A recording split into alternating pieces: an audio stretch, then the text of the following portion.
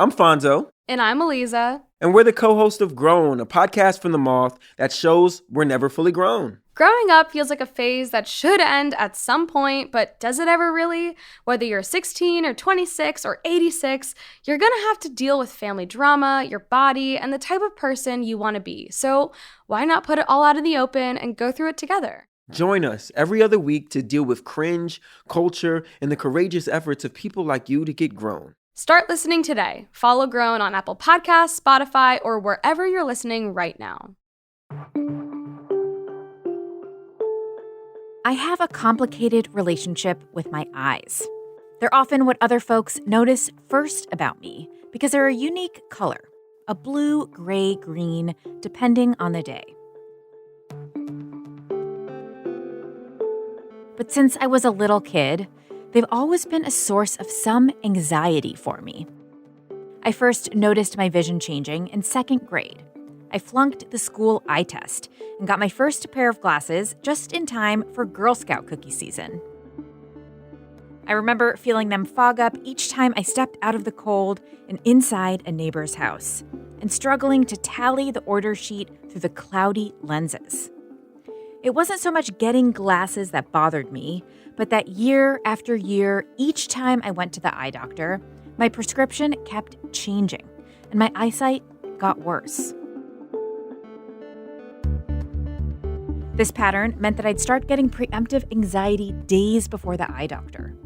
The tears would already be flowing once I hit the chair, and all that eye water meant I couldn't read the letters even if I wanted to.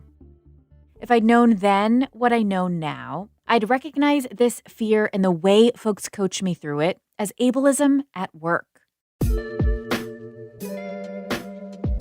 The technician who said, "Don't worry, you're going to be able to see well, it's all going to be okay," as if further deteriorating vision would somehow not be. My prescription eventually stabilized, and in this moment, with a solid pair of high-power lenses, I'm a sighted person.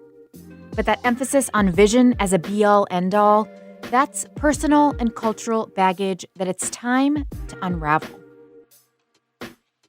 This is Embodied, our show about sex, relationships, and your health. I'm Anita Rao.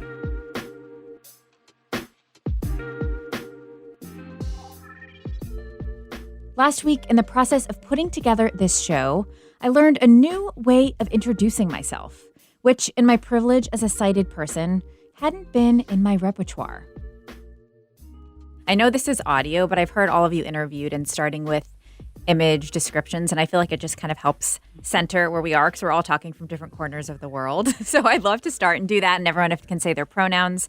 So I am Anita Rao, she, her. I am talking to you from Durham, North Carolina. I'm in a pretty monotone, a very like beige and green studio, but I can see there's nice weather outside, so I know there is a window to look out at. I am wearing a jean jacket and a linen romper ready for the heat, and I have some clear glasses and short brown hair up in a bun. Excellent. Hey there, this is Leona Godin. Today, I am actually speaking to you from the beautiful Carey Institute in the Catskills. So I have no idea what color scheme I've got going on in this room. All I know is that I shuttered the windows to keep the sound from bouncing around, and I'm in this little old school desk right now, sitting here. And I've got long brown hair, and I gotta admit, I'm still in kind of my home / jammies, not looking very glamorous, so I'm glad this is radio. Leona Godin is a writer, performer, educator, and the author of Their Plant Eyes, a personal and cultural history of blindness. This is my first time hearing her voice, but of all the things I read about her before this moment, there was one phrase I couldn't get out of my head. There are as many ways of being blind as there are of being sighted. It's a truth that's hidden by the limits of our cultural imagination. There seems to be this vast dichotomy between the revered blind person on the one hand. So we have in the ancient days, the poet, the prophet, the Homer, the Tiresias, and in our modern age, kind of the superhero, right? The super blind. And then on the other end of the spectrum, we have the kind of the pitiable, blind beggar or buffoon. And there's not a lot of middle ground. There's not a lot of place for there to be something that might be just considered normal. Like the idea of a normal blind person, I think, is just not even in the vocabulary of a lot of sighted people. Leona is just one of millions of Americans living with low or no vision, whose day-to-day is shaped by this false perception of extremes. I mean, pretty much every blind person I know has had the experience of walking down the street, minding your own business, trying to get to work or whatever, and somebody comes up and says, "Oh, you're such an inspiration," or "How did you do that?" Or, "Do you need help?" And there's this kind of, you feel a little bit like a spectacle because it's impossible to imagine for a lot of sighted people that we would just simply be living our lives, the way everybody else is.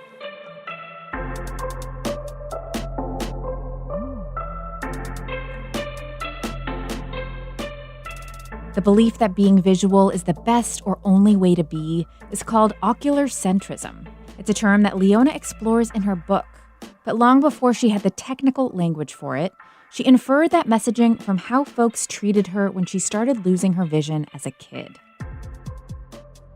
I started out life with quote-unquote normal vision. And when I was 10 years old, I didn't have very bad vision at all back then. It was maybe 20/30 or 20/40, very minimal, but they couldn't bring it back down to normal with lenses. And so that kind of started my mother and I on this journey of trying to figure out what was wrong with my eyes. And I went to a series of doctors and they couldn't figure out what was going on. And so they started making stuff up. I mean, quite literally, looking back on it now, I remember doctors saying things like, her eyes are growing too fast for her body. And we finally make it to this retinal specialist and he was so frustrated. He looked into my retinas. He couldn't see anything quite yet, or he just didn't know what was going on. And so he actually turned to my mother and said, "Well, no wonder she can't see because you've been taking her to so many eye doctors." So that was a good diagnosis. But my poor mother, she was crying and frustrated and stuff. And so he finally looked again and then he finally spotted it. And that kind of set off a whole set of tests and things.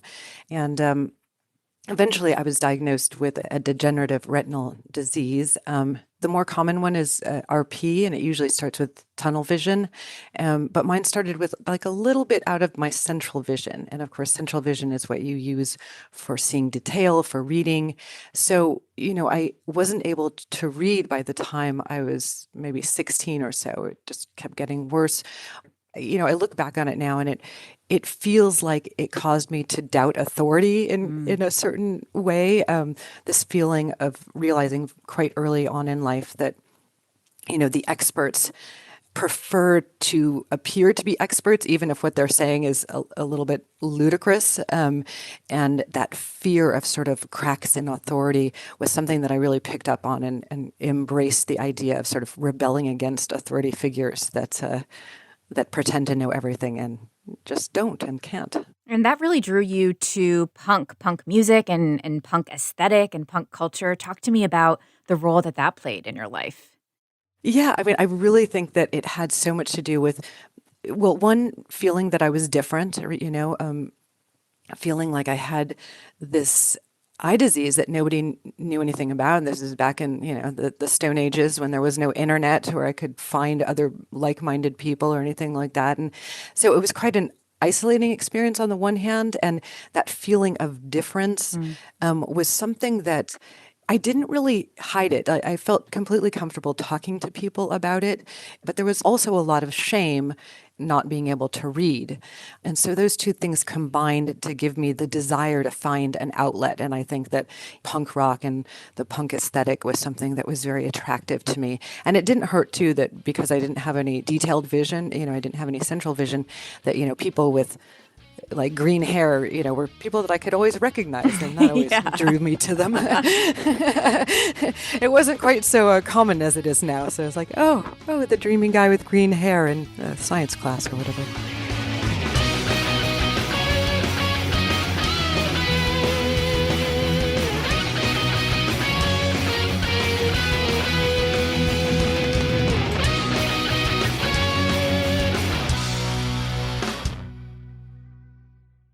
Losing your central vision makes it hard to read, recognize faces, and drive.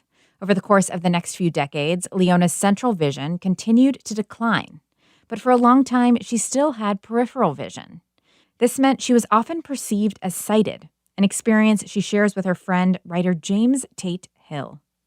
I had just gotten my driver's license, and my parents had, through my uncle, procured a salvaged 1989 Mustang, and I thought my life is about to change. And it happened first in my, I don't even remember which eye it went first, I believe my left eye, but it did not occur to me until a routine trip to my optometrist that I was experiencing blindness. Over the course of the next few months, JT found out that he had Leber's hereditary optic neuropathy, an inheritable condition that causes you to lose your eyesight.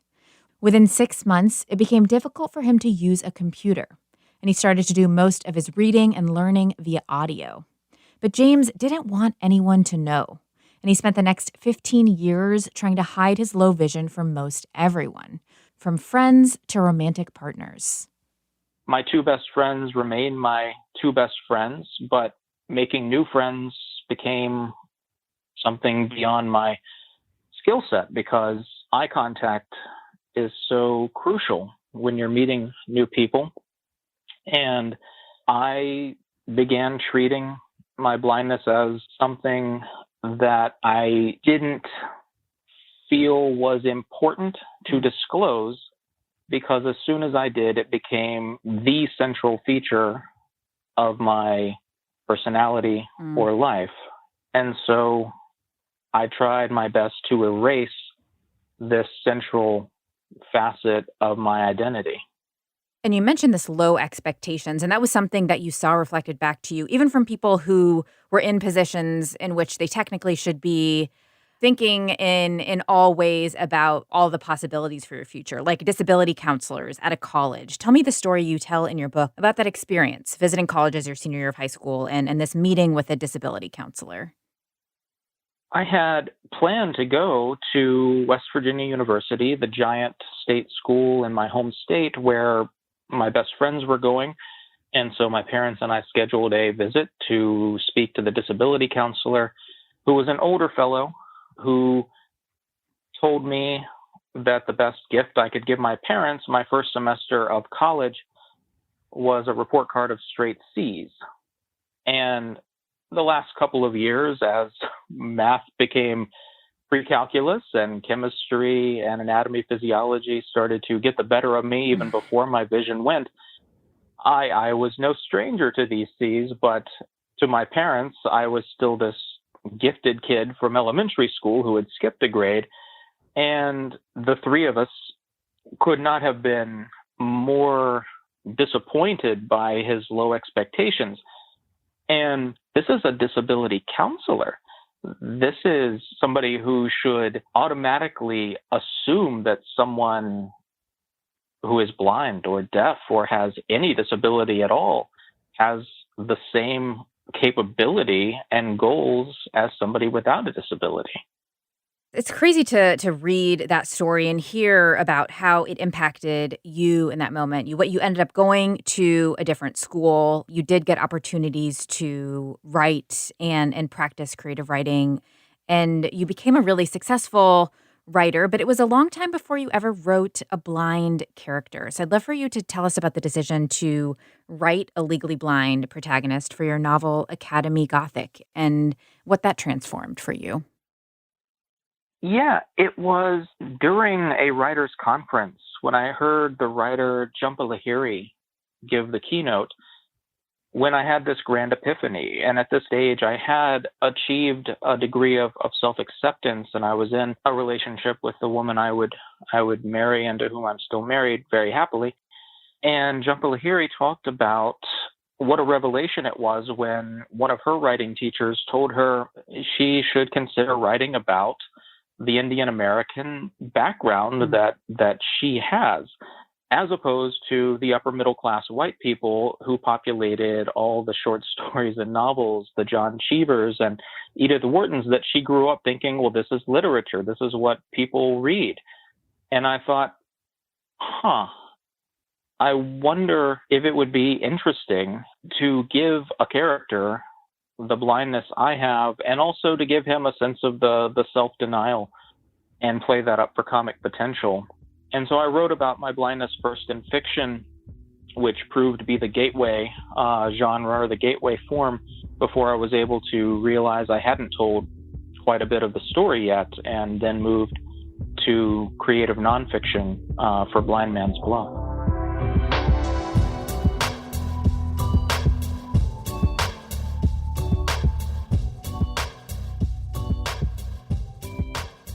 Blind Man's Bluff is JT's memoir that came out in 2021. One of the folks he was most excited to have review it, Leona. The two of them connected through the writing community, swapped strategies for reading aloud to an audience, and banded together to push back against what Leona calls the inauthentic stories about blindness.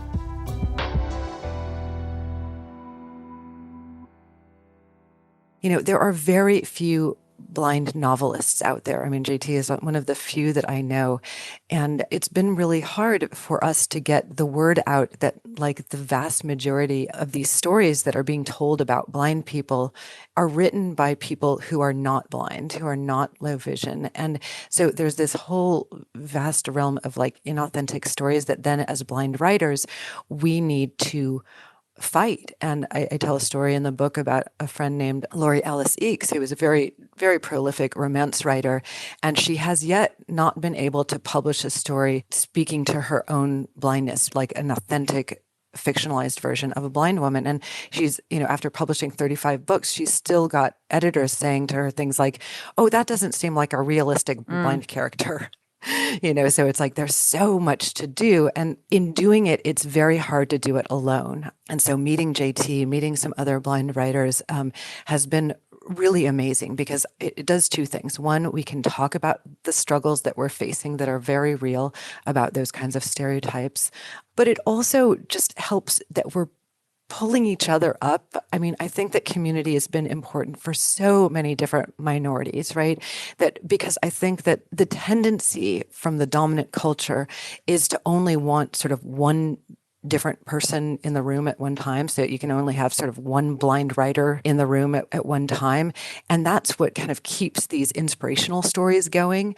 Once we have community and we can really pull each other up and talk about blind culture and think about how we can reflect upon each other and dialogue with each other and show that vast diversity within the blind and low vision community, that's when we can have some success that will matter.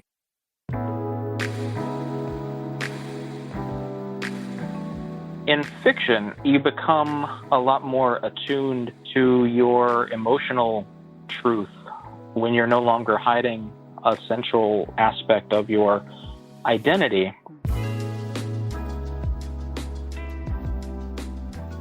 And the community of writers has been exceedingly helpful to me in owning my voice and having readers connect with this authentic experience that was, for so long, the opposite of why I thought I wanted to be a writer. In the book, I talk about a conversation with a friend where I believed that I could hide behind my writing, and this non-blind author was who I was, and that was where what people knew about me would start and stop, as though the writing itself could hide who I was.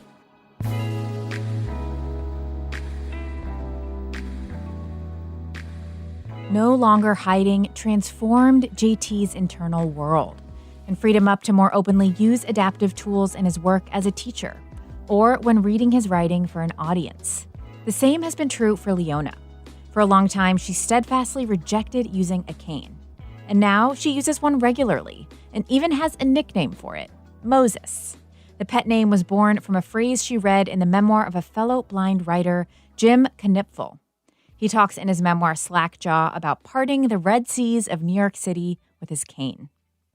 Leona documents some of the interesting history of tools and tech for low vision and blind folks in her book, Their Plant Eyes. Some of that tech has shifted in the past few decades, as we heard from some of our blind and low vision listeners.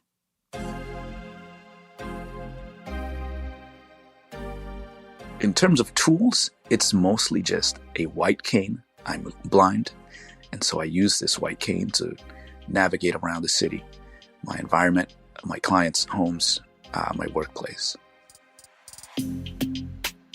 I also use an iPhone with VoiceOver. The screen reader will read what's on the screen for me.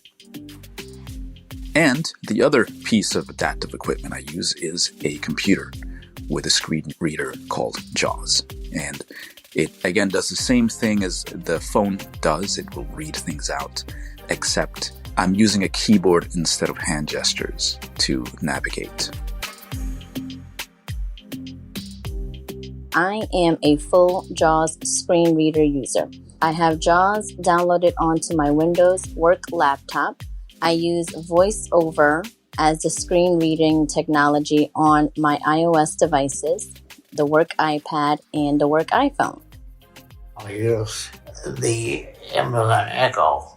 I read books and audibles, history books and science books, mostly nonfiction books. You just heard from Alexander Castillo, Evelyn Valdez, and Michael Smith. In his message to us, Michael also mentioned Newsline, a free audio service for blind and low vision folks that includes newspapers and magazine articles. Canes, which we've mentioned a few times, took on the white cane form we now recognize in the early 1920s. And they're still a common tool for many folks in the low vision and blind communities. But some take this tool and make it fashion. One of the things I really love to do as a blind woman is toss on really tall heels and walk down the street with my glammed up cane with a dope outfit.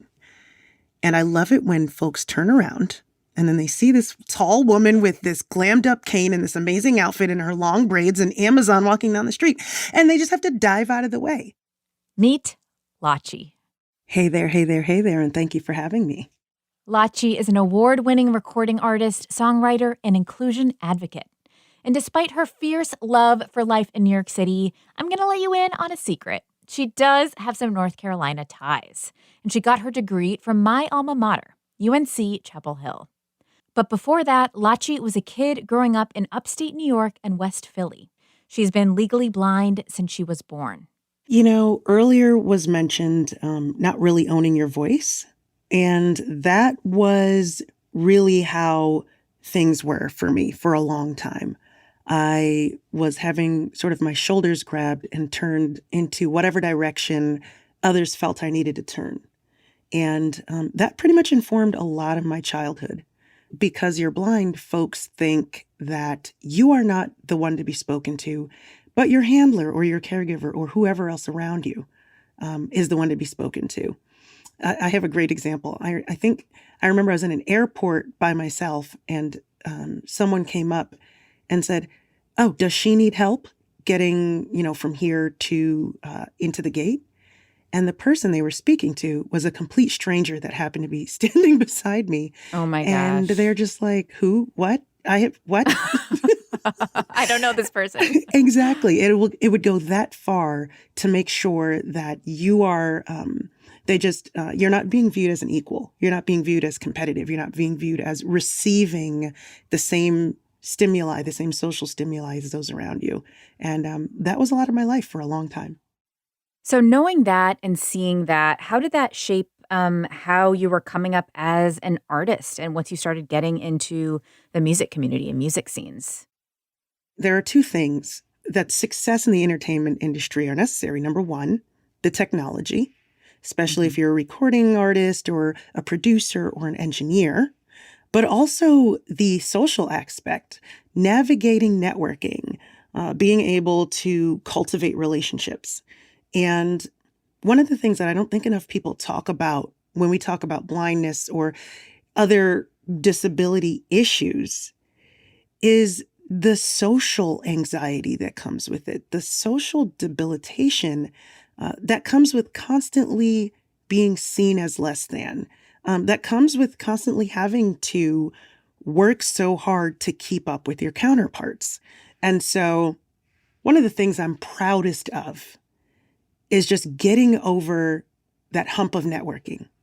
As a blind person, I would stand in the corner and not know who to look at or where to turn or how to deal with being in a dark industry room late at night at an important event. If you don't wave back to the right person, you could lose a whole record deal.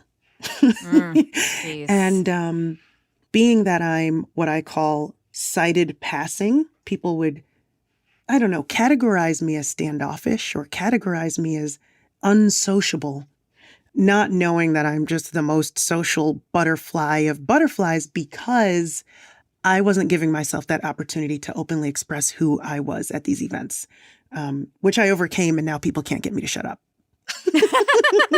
Well, you're mentioning this tension between, wanting to be known for your singing and wanting these opportunities, and as you've grown into wanting to kind of own and be open about your blindness and wanting to be seen in all of your identities. And you have a song, Duality, which I feel like speaks to this a lot, and how you're dancing in and out of and trying to exist in all of these spaces at once. I'm curious about that artistic expression in terms of your image and fashion. I know that you think a lot about your look and how to glam up all of your daily objects. And so I'd love for you to talk to me about that, about the glam cane and about this artistic expression of creativity through fashion and image. Yes. So I love to express myself through the way I look and the way I feel.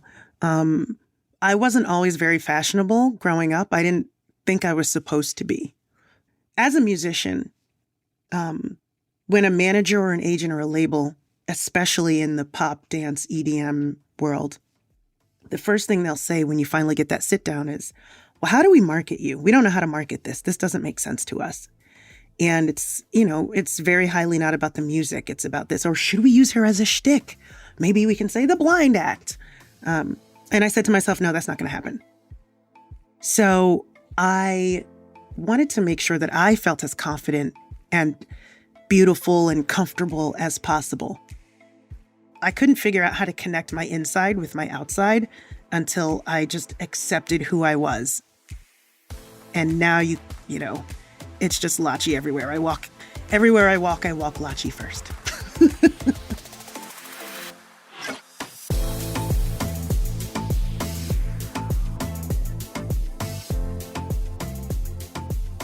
We weren't able to get some of Lachi's music to play for you right now, which kills me, because you can totally envision her just owning the streets of New York City when you listen.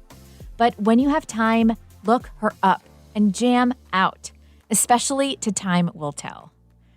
Lachi's success as a recording artist is just one part of her story.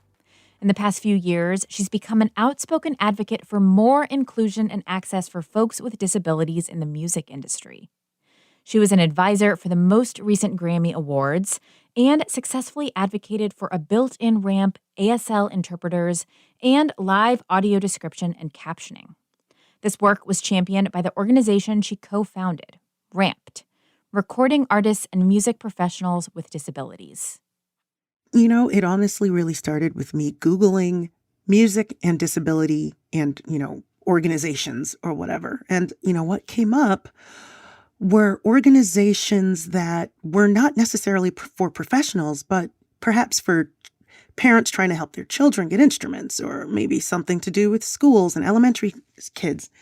And, once you turn 18, you're still a person with a disability.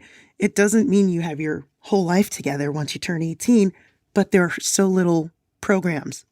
And I myself, as a professional musician who's out there touring, who's out there getting accolades, I wanted to be able to start fostering, or at least even having, a community of people who can relate to that and can advocate on the level that I could advocate, that can get into those rooms and speak the same lingo as these non-disabled artists that are professional or that are, top established artists. And so we moved forward, and we have done a lot. We're forming this coalition and alliance of top performing artists with disabilities that will be that next step for people looking up and going, hey, I want to see myself on TV. I want to hear myself on the radio as a disabled kid or as a disabled independent artist trying to make it. And, we're intersectioned, not just as women or as Black folks and Hispanic folks or folks in the queer community, but we have so many different disabilities, everything from physical disabilities to intellectual disabilities, developmental disabilities, to rare disease, chronic illness, immunocompromised situations, or neurodiversity, deafness. And we're working in all facets of the music industry, but also because we're so determined and driven, a lot of us do so many other things. I myself am actually a novelist. And, we're here to celebrate our disability culture. Music is one of the best ways to get someone involved in your culture. We learned a lot about Blackness through hip hop. We learned a lot about rural culture through country. And so I'm here to let society know about disability culture through music as well.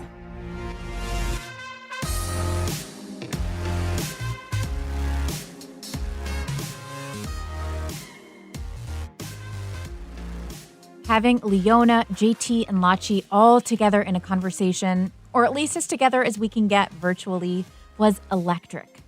They all kept referencing one another's words, art, and influence. Synergy is the best word for it. I know I'm going to be looking out for their names in the future.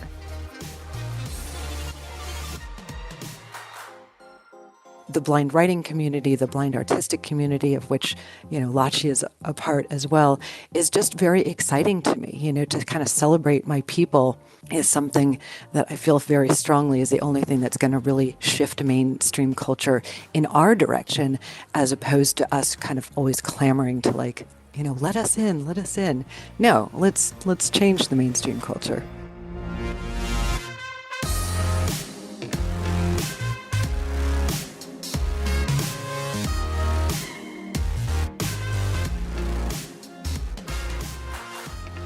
Embodied is a production of North Carolina Public Radio WUNC, a listener-supported station. If you want to lend your support to this podcast and WUNC's other shows on demand, consider a contribution at WUNC.org now. This episode was produced by me and Audrey Smith. Kaya Finlay also produces for our show, Amanda Magnus is our editor, Jenny Lawson our sound engineer, and Sean Rue engineered today's show. Quilla wrote our theme music. If you enjoyed the show, we have a little assignment for you, and it's only going to take you 1 minute. Text this episode to 5 friends who you think will like it. You sharing the word about Embodied is what helps new folks find our show, and it means so much. Until next time, I'm Anita Rao, taking on the taboo with you.